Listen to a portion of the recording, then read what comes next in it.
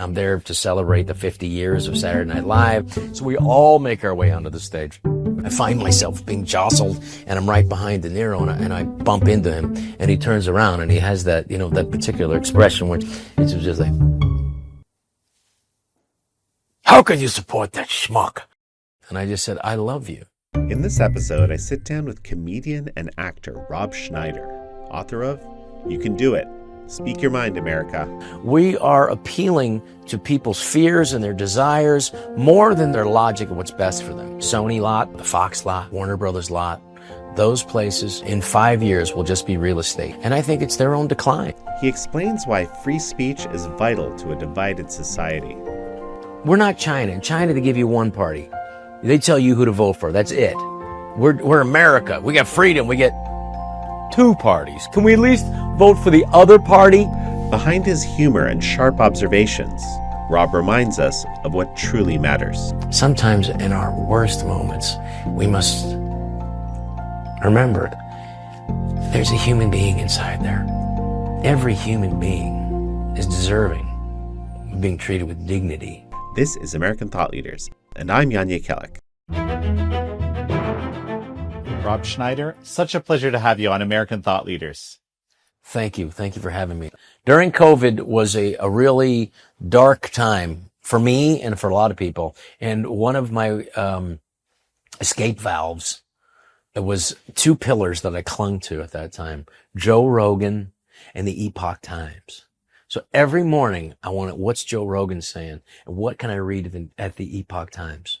That was my escape valve from tyranny. And thank you for that, because the Epoch Times is important, and it is journalism, and it is a potentiality for what all journalists should strive for. Be it, tell the truth as best as you can. No one can be 100% purely objective, but just tell the news and let us decide for ourselves. Don't tell us what to think. And you guys do that, so thank you.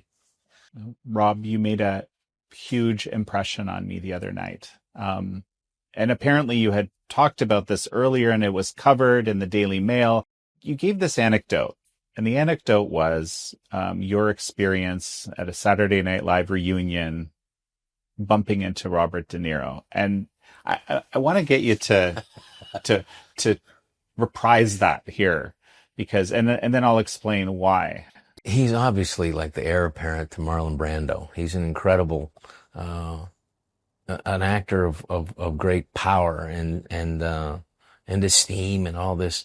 However, I think that, like a lot of people, I think there's whatever's going on in their life, you could decide to focus all of that, if you want to use the term negativity, anger, or what have you, in a particular avenue. And I think, for some people, I think it has a name, and that's President Donald J. Trump. So knowing that and seeing that, like a lot of people have, but also knowing that he's a good man. I mean, I know him outside of that, and he was very helpful with the movie called Vaxxed to put it into Tribeca Film Festival. And that wasn't an easy thing to do. And the pressure that he received from that, which I don't think he was used to. He's just used to being, this is a 2-time Academy Award winner. Everywhere he goes, I'm sure he gets a table at a restaurant pretty easily. So, but he got so much flack for that he ended up pulling the film out of the film festival, which, we who were involved with the movie Vax totally understood. And the attention that brought to us was a great advertisement for the film. I mean, at the end of the day, as the old adage is, there's no such thing as bad publicity. When I saw him there, I instantly want to not have conflict. I don't want to have, he was 2 rows in front of me, and I went like, well, that's a person I don't want to ruin his evening, because I'm sure he knows I'm a Trump supporter, and I don't want him to ruin mine. And so we'll just avoid it. I'm there to celebrate the 50 years of Saturday Night Live. I'm part of their history. They're part of mine. And so they were kind enough to include me into these festivities, and we're all there in our tuxedos. But then towards the end of the night, we get into a cramped area where we have to all walk on stage. It's very nice. They invite everybody for one final bow. as it were. And who anyone who's ever been a cast member, anyone who's ever hosted the show. Unfortunately, the show's been on, well, fortunately, it's been on for 50 years, but unfortunately, everybody in the audience was actually a cast member or hosted the show. So we all make our way onto the stage. And I find myself being jostled, and I'm right behind De Niro, and I finally, I'm trying to stay away, and I bump into him, and he turns around, and he has that, that particular expression, which is, I think everybody knows. It's just like, how can you support that schmuck? He gave me that look like, what? And he was about to really go at me. And, and I just literally, there's an interesting thing. You can just choose to not have conflict. And I just said, I love you. And he went like, and that's what he gave me that look like. And I went, no, I really love you. And I touched him and I said, no, I love you, man. And he goes, okay. And I think it diffused that situation. I'm not always going to be at my best, but at that moment I was. And that was what needed to happen. The cancel culture, we're not going to win. And when I say we, I mean we as a society, we're not going to get anywhere by just the battle. We're going to have to find some common ground, and we're going to have to, have people who are willing to take responsibility for their own actions and how they're willing to treat other people. And at that moment, I was in a good place. I'm not always going to be in that good place, but it was what was needed at that time. And I hope I can channel that more often. Well, it was beautiful. You gave that anecdote at a fundraiser in Irvine that you were helping us out with. I thought comports very well with our ethos at Epoch Times, like how we approach basically doing journalism. Like we're always trying to reach people basically with ideas that in many cases they may not be ready for, and that's very difficult in this day and age, especially the way the press is viewed now. I mean, look at today's news. You wake up to the New York Times piece about, Donald Trump having the royal Saudi prince, who's, according to an intelligence report, said that he was responsible for the murder of a journalist, Khashoggi, and who was also working for Qatar, being paid by Qatar, which it complicates it. But nevertheless, that's a real something that a question that should be asked. However, my question is, they also asked about the business dealings of the Trump administration, the Trump family with the royal Saudi family, and if they think that's appropriate. These are all good questions, and whether good or bad, they're questions that need to be asked by a free press. However, my comment is, why wasn't that asked? Or why aren't these same questions asked under the previous administration? And where is the objectivity for the press? You have to be able to ask difficult questions of every administration. And the administration, anybody in power, must take that and must take that in. And so we do have a lack of belief and faith in today's media and institutions in general. And case in point, actually, I saw Matt Orfalea. I don't know if I might be butchering his name right now, but he has this habit of putting together these kind of incredible montages of media malfeasance, basically, which I really appreciate him for. And today he published something earlier, which was basically how the media explained the whole Kyle Rittenhouse situation. Of course, Kyle Rittenhouse was acquitted of murder. In fact, he was, he had come to help people and basically defend. And but the way he was portrayed in the media, I actually think of it as one of the most terrible examples of the media malfeasance. And again, Orf, as he goes on X, just kind of showed exactly what people said. And they, there's people, and here's the problem, right? To this day, there's people that believe that it was unfair. I mean, the case is meticulously documented, and you can see what the reality was. But Right. there's a whole lot of people in society today that kind of believe that he got away with murder Well, or trust- something like this, right? Don't trust your eyes and ears. Trust what the big brother tells you. The media really made black, white, white, black in that situation. It's in a very, I mean, this happens often, but this is in a very extreme way where it really was, the situation was kind of, was the opposite Yeah. of what was being portrayed. And it was kind of obviously opposite if you were to look at the video, you know, Yes. evidence and so forth. But the evidence doesn't change the opinion because it's tribal in nature. And I'll just go to say, like what Noam Chomsky in his The Manufacture of Consent, he describes the mainstream media, or media in general, as a giant wrecking ball, just going through, just crushing and just destroying things and moving forward. And it never stops. But also, more importantly, or as importantly, it never goes back to look at the wreckage in its wake. It just continues to move forward.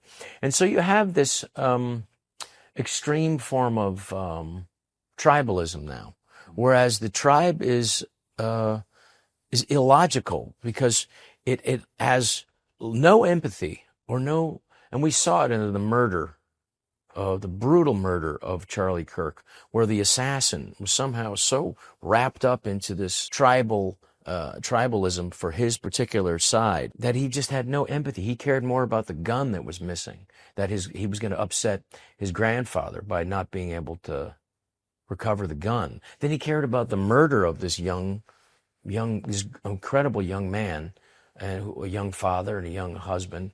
And so there's a complete lack of empathy on one side for anybody outside your particular tribe. And then there's an insane amount, too much, I would say, pathological empathy for people in your tribe.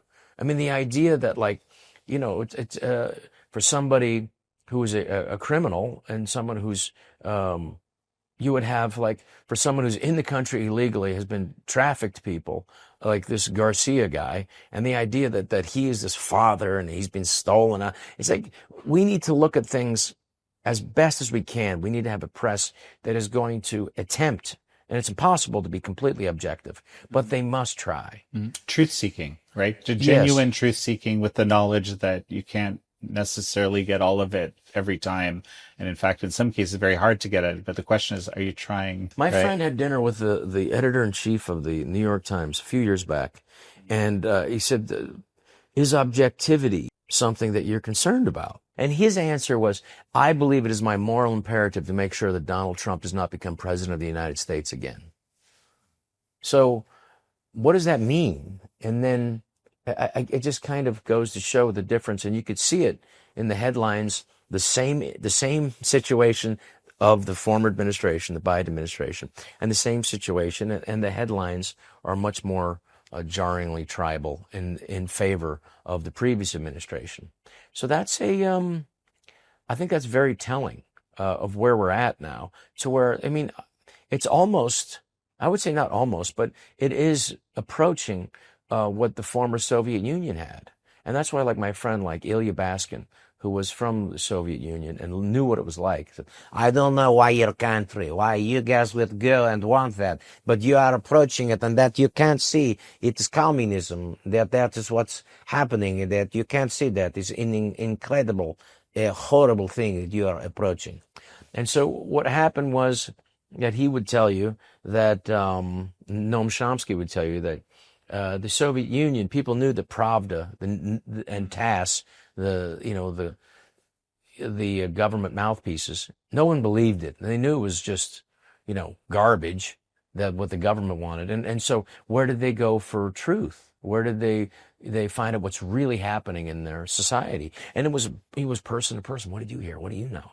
And that's exactly what happened. And I think exponentially it happened during COVID, when you knew you couldn't believe the New York Times and the Washington Post anymore. And who did you know? You had to go. So you went to, like, who's saying what? And that's where podcasts exploded. Because, well, Joe Rogan's saying something, and I believe that more than I believe the New York Times. And when the CNN colored his face to make him look really sick, I mean, how come nobody got fired over that?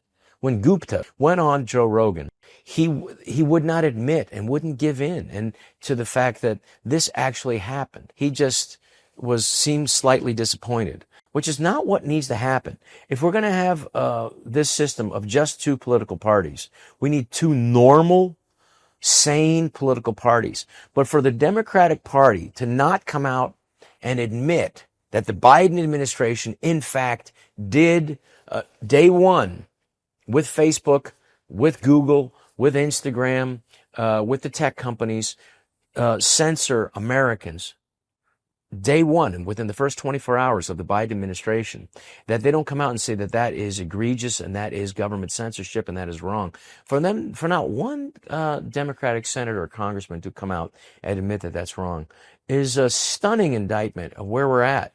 Whereas the tribal party system seems to be the only thing that's important, and maintaining that and returning that to power is more important than any objectivity or truth or what's best for society. And I think that's a dangerous place that's is setting up something approaching authoritarian dictatorship or some version of Chinese-style social credit system. It's definitely an encroachment on that. And I think that Donald Trump, for better or worse, in all his picadillos, was a resounding rejection of wanting a continuation of a system that was just lying about everything.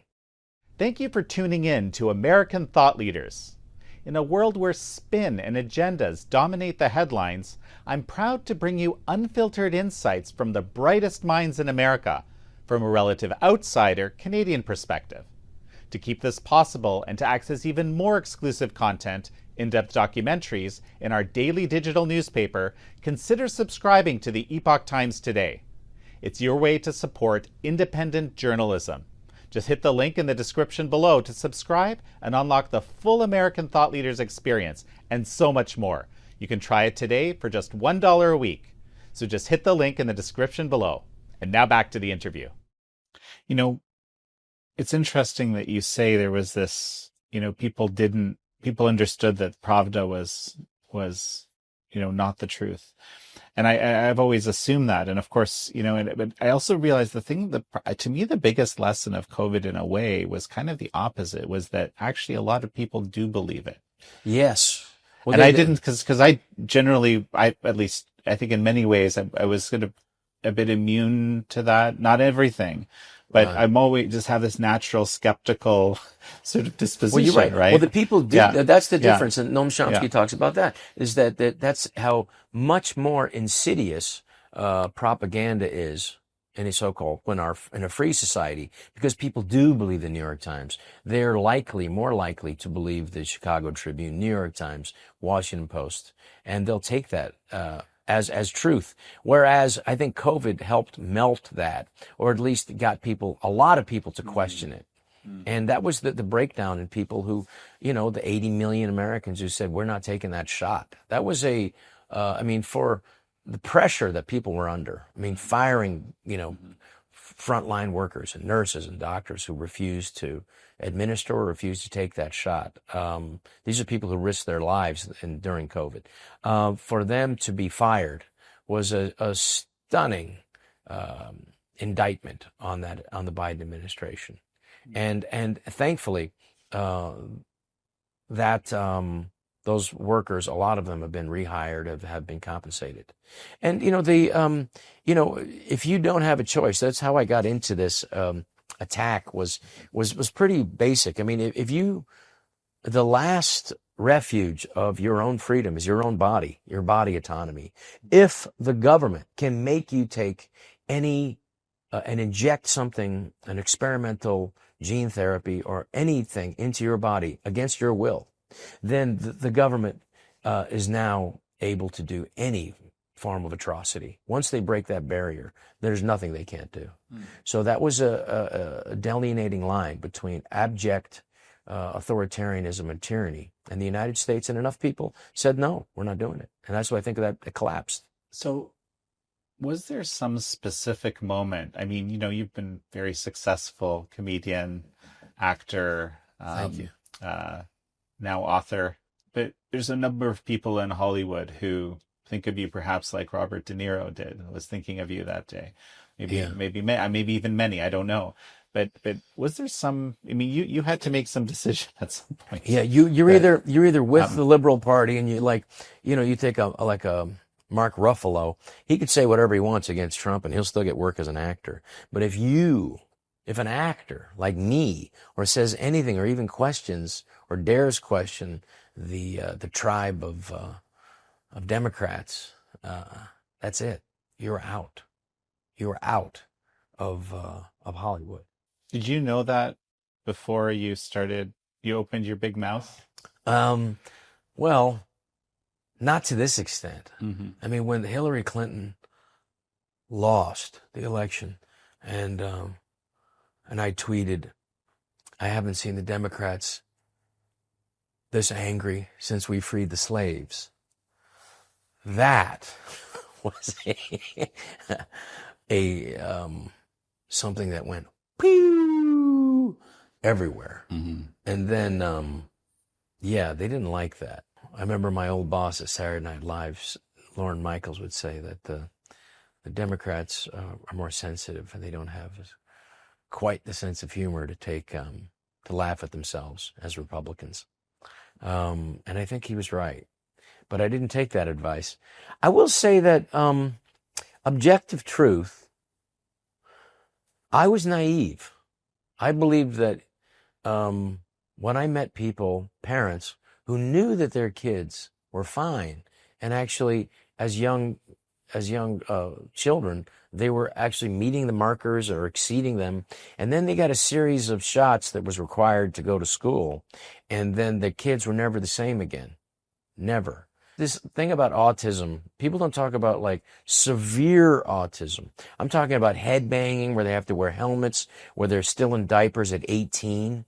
This is something you don't see. The idea that they're just these cute, really eccentric children, that is not what I witnessed. What I saw was head banging. I saw 19-year-old kids who had lifelong problems and, were still in diapers with horrible gut issues and violent. Parents, I chose to believe them, and I still believe them, that their kids were fine, and then all of a sudden were not fine. So this, the idea that you can just go back and not know that, and ignore it. I felt basically you had people close to you that a family that this happened I to, or met several. them. I saw them. So I got involved in this many, many years ago, because what happened was the pharmaceutical industry actually works with, like Merck, GlaxoSmithKline. They have their publicists and they have their people, and they literally write what they want for legislation and give it to the medical boards of different states, like the state of California. And then that goes right to the legislation. And here's the thing about pharma. Pharma, you take a look at that one drug, vaccines. It's the only drug that's never evergreen. It never becomes generic. It's the one drug, the only drug made where if there's something wrong with it, you can't sue. If you get injured by it, you can't sue for damages. It's in a class of its own, almost like it's well, you can't sacrilegious. sue the company. You can sue HHS. You can't sue them either. Yeah. You can't sue them in a court of law. Yeah. You have to go to what they call a special magistrate, and then there's no reporters allowed. And then it takes maybe 10 years to for any sort of financial recoupment of what these lifelong illnesses for these families who have to deal with. And then it affects their income. They have to have at least one parent stay home, and it's lifelong. And then a lot of those get kicked out, but there's been over $5 billion paid out by this system. They call it the Vaccine Adverse Effects Reporting System, which goes into the special magistrate. So it is a system, and it was given out under the Reagan administration in 1986, called the Child Vaccine Safety Act, which Reagan did not want to sign, but didn't feel comfortable with signing, but did. And what the manufacturers of these drugs were supposed to do was every 6 months report to Congress and make sure that the safety standards were there, which they've never done. And so you have a system of an incredible amount of wealth made by a small group of companies that are fleecing the American public. And if you go now to a statistic from 2013, and this is by the National Institutes of Health, 54% of American children suffer from at least one chronic illness, whether it's asthma, childhood diabetes, childhood obesity, rheumatoid arthritis, peanut allergies. These are something unheard of just a few short decades ago. This experience, right, of knowing, understanding something different than the grand narrative was, right? Is that what, I guess, made you vocal during? Well, I mean, the people asked me to testify on their behalf. And if you're famous, you just, more eyeballs go to you. And so I did. And that was it. Boom. I mean, that was it for me starring in movies. And the idea of telling the truth in an age of authoritarianism and an age of lies is a courageous act. And, I'm not saying that I'm courageous. I'm thinking when I think of real courage, I think of just driving by in any major city, the cemeteries of people who gave what Lincoln describes as the last full measure of devotion for this great land. And that is a sacrifice. I mean, the fact that I'll never make Deuce Bigalow 4, 5, and 6, I think is fine.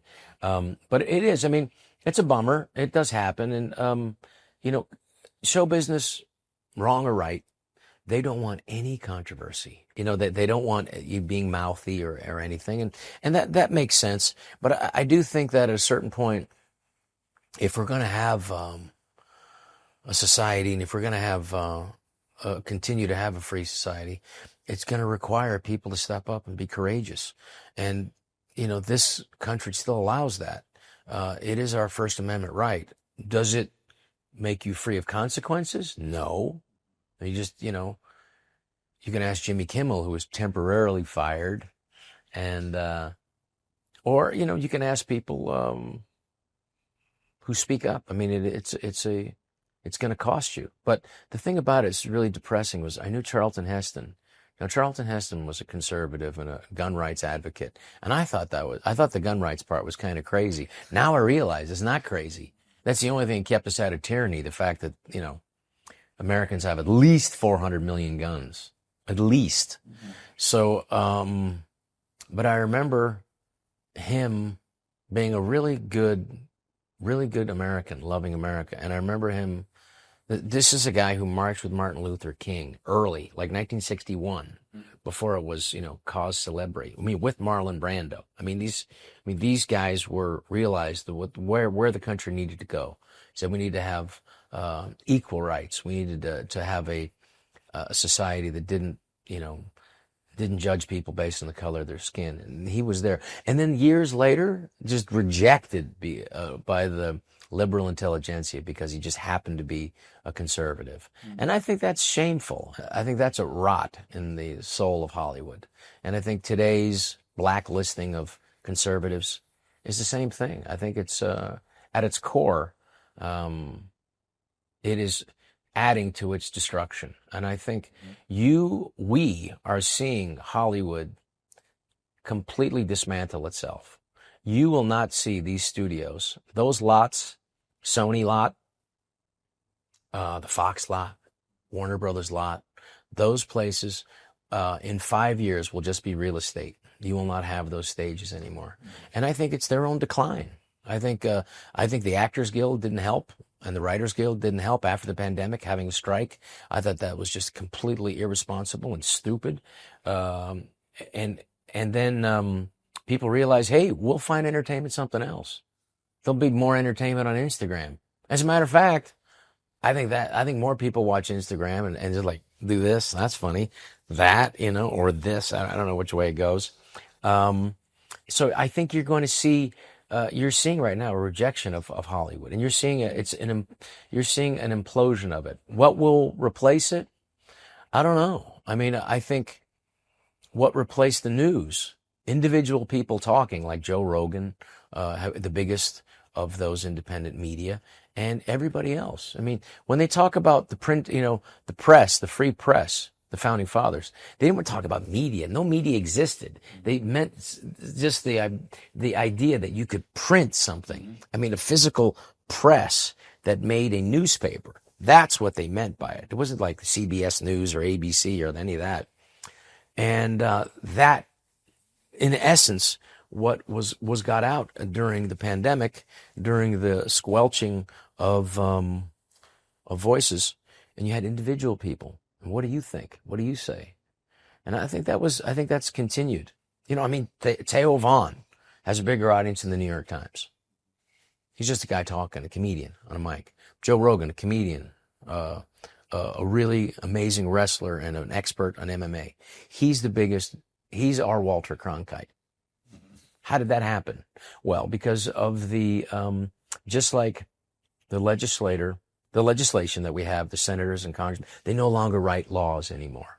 They've abdicated their lawmaking abilities, and they just would rather not do it and let the president rule by executive order because that's safer for them. In the same way, the media now has abdicated their objectivity and their willingness to just tell news as it is, and they're sucked into this tribalness, and that is a detriment. And that's why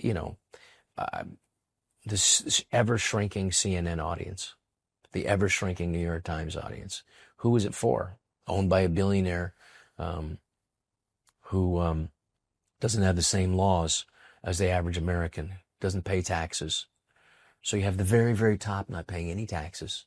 They're just borrowing money, very little low interest rates on all their stock, and they live off that.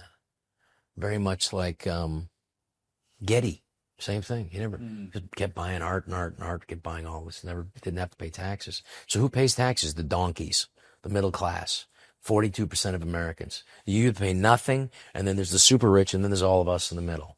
And how long is that going to last? How long are they going to continue to fleece these tax donkeys before people go, hey, I don't want to play this game anymore? That's an interesting one. I don't know. I don't have the answer to that. But I would say it's not going to be indefinite. Spanking your mind does come at a price. When you step out and risk yourself, I mean, Oprah Winfrey will tell you when she supported Obama, she knew that was going to cost her millions of dollars. But I do think there does come a time where you have to put your head above, out of the foxhole. I think there's a time for courage. And there's a time when you know that your society is under attack. And that's the thing. People use the term nationalism very loosely. Like, he's nationalist. Well, there's a necessity for nationalism if your nation is under attack. If it's letting in 10 million people over the border, at least, that's an invasion. If your government is censoring journalists and outspoken people questioning the government policy, that is you need to be a nationalist to stand up for your nation. The idea of nationalism, when it, in my opinion, when it's dangerous, and not just my opinion, is when it's an expansion, when it expands its borders in the name of nationalism. Then I think that's dangerous. But I think it was important to be a pro-American nationalist last election, for sure. You talk about this actually in your book a little bit, that people sometimes assume that you're the characters that you play. If you're an actor and you're prominent, a lot of people see you, they assume. And I think that I wasn't, to be perfectly honest, I wasn't a Deuce Bigalow fan. I can understand that. And yeah. just no. If you accidentally watch it, no, exactly. And I had no idea, for starters, that you have such a depth to you. I do, because I didn't sit down and think about it either, right? But it's interesting how we assume things. Comedy is, I find the comedians to be pretty smart, but the idea is not to appear smarter than everybody else. Here's what you never hear. Let's go see that comedian this weekend. He's really smart. Is he funny or not? But you can use comedy to subvert people to your point of view. When I can say, to an audience during the pandemic, like, hey, this is a scary time because, the government's telling you what's happening. It's like, oh no, there's another announcement here. This guy's parachute didn't open and he died of COVID. People are going to see, and hopefully they'll laugh. And if you can laugh at it, that is when authoritarianism collapses, is when it's no longer frightening to people. COVID, it got to the point where you could laugh at it. When Governor Gavin Newsom said, mask up between bites. If you didn't laugh at that or see the ridiculousness of it, then you're captured. And there's nothing I can say to help you. And there's going to be a large section of society that's going to be captured by that. You saw that was garbage. And enough Americans, we don't need all Americans to get healthy. There's some that are not going to do it. They don't care. But we need enough of them to get healthy so that we don't collapse as a nation. Also, we need enough to realize the government's lying to us to make some changes. And believe me, I say this in my stand-up act, God is a terrible casting agent. He doesn't, but if you look at King David, he's a murderer, an adulterer, a man who coveted another man's wife. But God said, that's my guy. That's who I want. And so you can go down the line. And truthfully, if we're not China. In China, they give you one party. They tell you who to vote for. That's it. We're America. We got freedom. We get two parties. Can we at least vote for the other party? Keep the other one in check. And so there was enough people who said had enough of it. And if you go back to the founding of our great nation, we didn't get 100% of the colonists' support. Mm-hmm. Basically a third. No, I don't think more than 5% ever showed up on the battle line with Washington. And his biggest problem wasn't the Germans who were fighting, the mercenary Germans that were fighting for the British. His problem was keeping them there. Colonists, farmers, turkey hunters, to keep them there. And I don't think he ever had more than 5%, 3 to 5%. So you had 30% who were roughly 30% that were for the revolution. You had 30% who were loyalists to the crown and in England. And then you had a third that were ambivalent. But a third, at the height, we never had more than a third. A third was enough to defeat the greatest superpower the world had ever known up until that point. Now that is astounding. And so roughly we had a third of Americans who called bullshit on COVID and said, we're not going along with it. And that was enough to make this whole thing collapse. That was enough to get people, I would perform and go travel around America and certain states were open, certain states were closed. Like in California, Gavin Newsom, he would close churches but kept open strip clubs, which I appreciated. And he kept open the liquor stores and the weed stores. It's like, what? And then close private businesses. He said, if you had more than 1,000 people performed, then they had to bring their vaccine cards. So I said, okay, just sell 999 tickets. I'm not going to force anybody to do anything. And so it's like the Bruce Springsteen's new movie. I'd love to go see it, but I'm not vaccinated. On Broadway, you couldn't go see Bruce Springsteen, who's a great guy and an amazing American and musician who I'll never not like. I'll always like him. However, I didn't go see his show on Broadway because you had to be vaccinated. You have to have your vaccine card. That is a form of coercion that, you got to go back to that's something out of the 1940s where, the Japanese internment. An American citizen, all of a sudden you weren't. So we always have to be aware historically that you're an American citizen until you're not, because these Japanese people had everything taken away from them and they were thrown into camps. These were American citizens. So that's something we need to be aware of. And I think, under COVID, we're able to see your business, your small business, your restaurant shuttered. Your ability to make money, your ability to take care of your family was stopped. Yes, they did go up and print money and all this stuff, but at the same time, it was at the taxpayers' expense, devaluating all of our money. So where do we go from here? What's next? Enough Americans are awake and aware of the potentiality for this country to become authoritarian. And I think that's something that they should be aware of. While I support, the deportation of people who've committed crimes or here illegally, but there are people here that are illegal, that are working, that are part of the economy. And I think there needs to be, if you've been here for 5 years, 7 years, working a job, there needs to be some accommodation made for you. I think that's just, I mean, taking away somebody's nanny is not something that Americans want or like. And I think that even the president mentioned that 6 months ago. And I hope that while I abhor what ICE being attacked, these are just government people, they're doing their job. I think also we have to be aware of what's actually happening in society. And that's not a popular decision. I was booed for saying that. I mean, the big issue, right, people have is when you have people that are participating in the system and not making a lot of money and paying their taxes, basically having a large population that's outside the system making, less and need the employers needing to pay less. That drives everything down. That is not good for our economy. And where's our economy going to go? I mean, the replacement of workers now with robotics, with AI.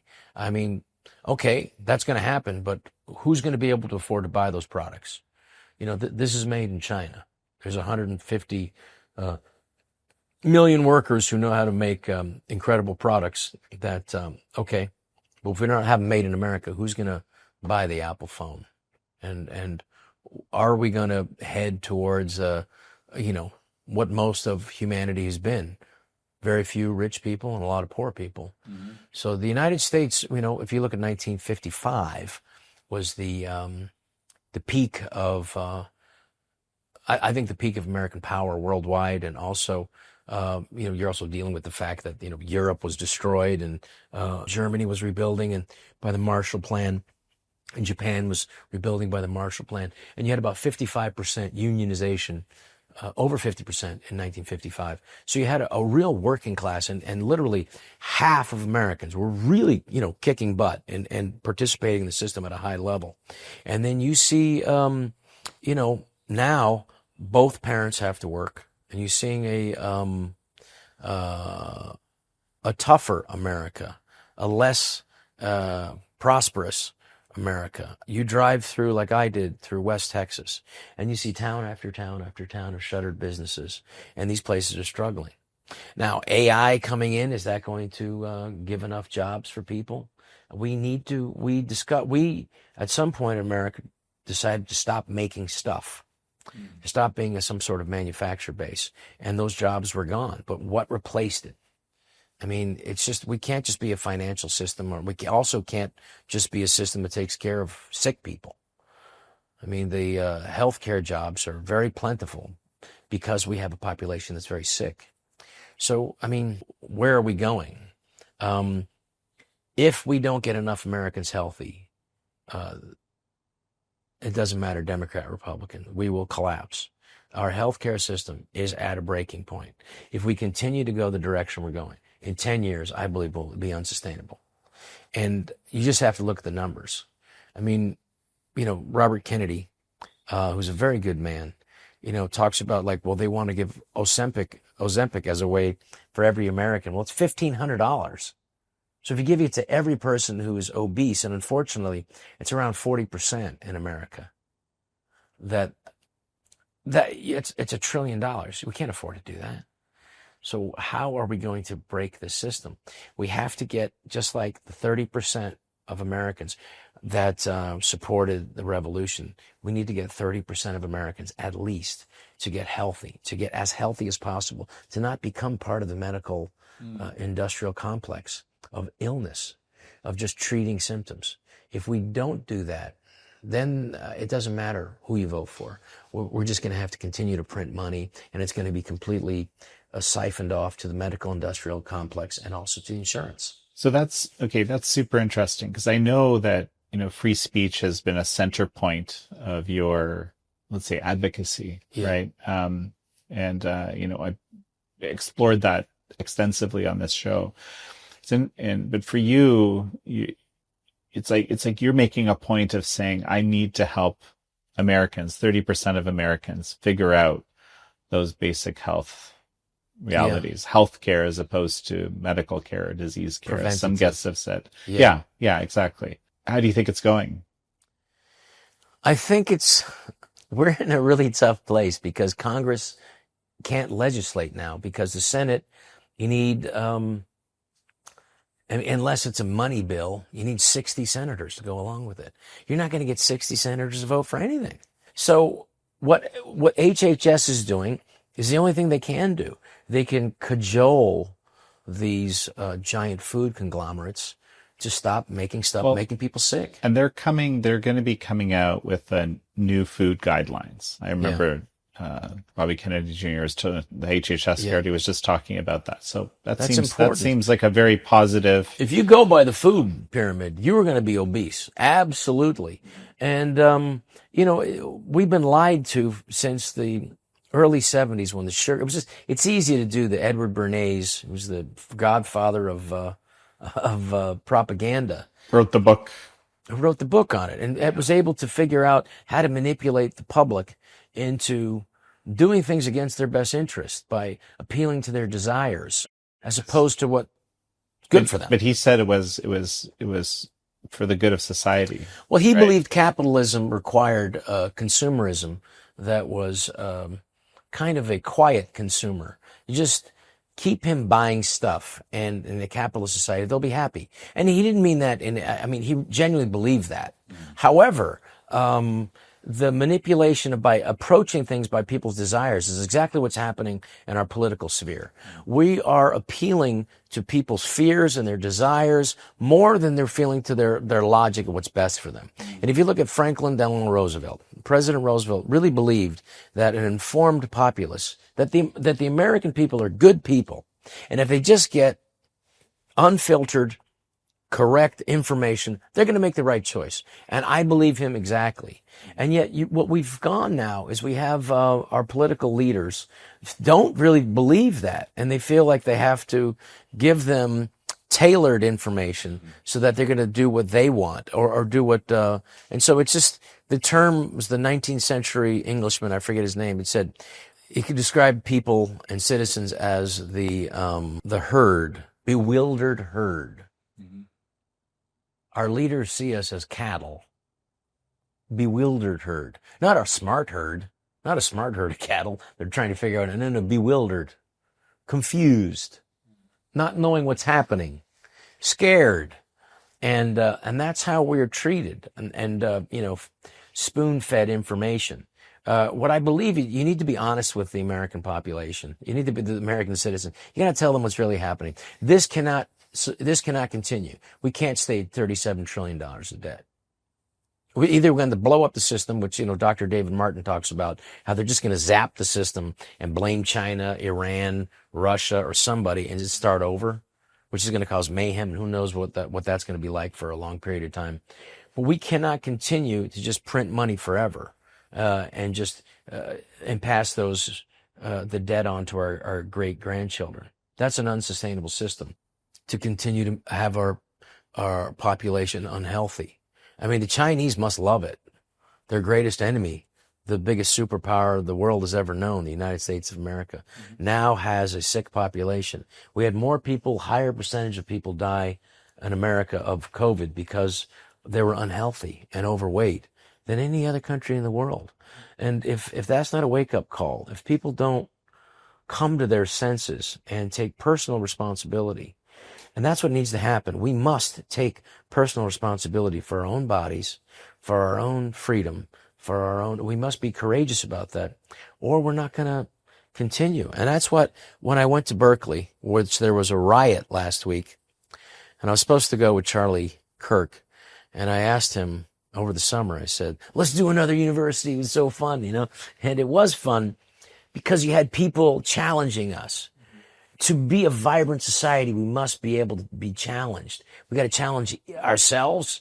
And as the great Andrew Doyle says, we must challenge our certainties. We must, because we can't have a firm foundational belief system that's unchallenged. Then it'll be static. I mean, to continue to be creative, to continue to innovate, to continue to be a vibrant culture, we must allow these challenges. So when I said, Charlie, let's go, I'm going to go to the craziest place.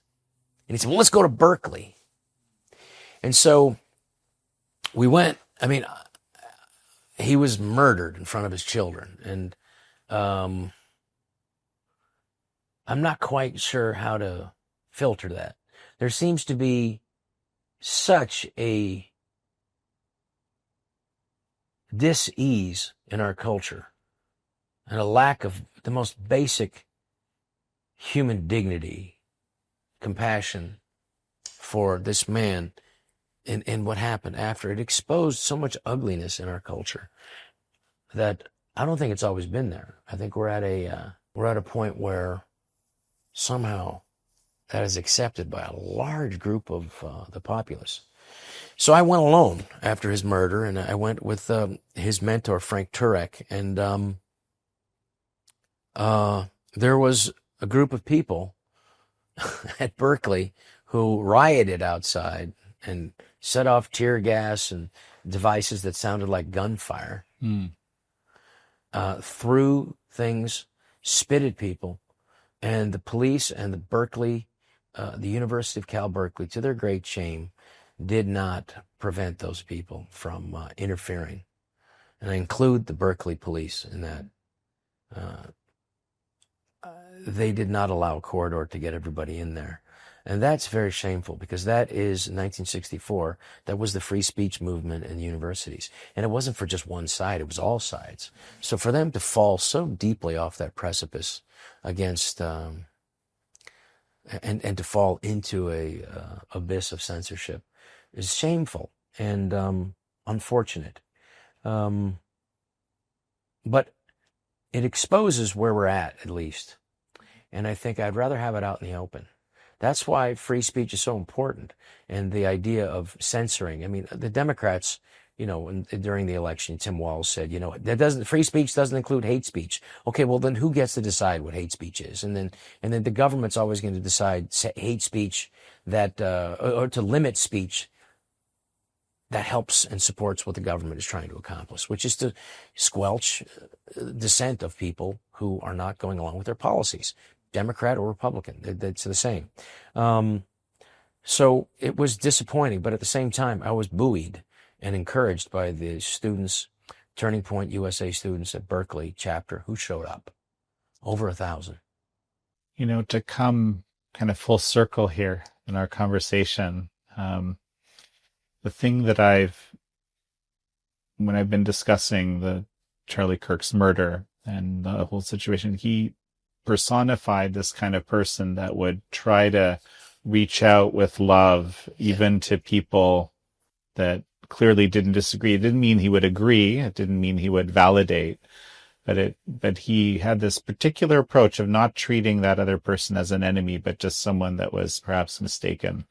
Yeah. And it reminds me of, again, this anecdote you have with Robert De Niro, how to approach things. When you have extremes, there's this concept, the principle of mutual inhibition and mutual generation and mutual inhibition. You have one extreme breeds another extreme. Yeah. We're seeing a lot of this kind of thing in society. Yes. I wonder if the only way through it, because I believe, as you do, that most people are actually good, and there's a lot more good than evil or bad out there. It's just that you can kind of forget that, and you can kind of imagine that it's not like that, and you can forget that the person who's furious right now about something or got caught up in some sort of social contagion or whatever is actually probably in most cases. Sometimes they might be that really bad person, but in most cases they're not. They're just kind of mistaken. And I agree. Yeah. There's a humanity there we need to appeal to, and it's just like when you're driving. But you did my point is, your example is you did it. Like, it worked. It was instinctive at that moment. And I was like at a place in my life, and I think you have to come from, it has to be, what does this person need right now? And at that moment, that person needed some love and some reassurance and humanity. Mm-hmm. When you're driving in your car, it's an interesting thing that happens. Sometimes, you want to merge, and there's a big line of cars. They won't let you in. It's like, just because they just see the blinker and but if you put your hand out, people realize something. Oh, that's right. There's a human being inside there. Mm-hmm. And so sometimes in our worst moments, we must remember it. There's a human being inside there. And never forget that, because every human being is deserving being treated with dignity by the very virtue of them being human. And that is something we must never forget, or all sorts of depravity can fall to our society. And whereas, there's always going to be the potential for abuse. There's always going to be a potential for a society to do these drastic measures, whether it's during COVID and closing of businesses and churches, or whether it's the Japanese internment, or, whether it's the drinking fountains of, the National Guard having to come out to let this one black student attend the University of Alabama. There's always going to be that potentiality. But in this great country, and it's an amazing experiment in freedom, which is unique in world history. Like the United States and our First Amendment. Whereas you take a look at the French and the difference between the French and the rights of man and the citizen, which is, I think, 1787, and then it went to, by 1791, it was over. They went back to cutting off people's heads again. Whereas the American Revolution was very particular and very special, because we didn't just abolish everything that happened before. We kept the property rights. We kept basically everything good stuff about England. And that's an incredible system here.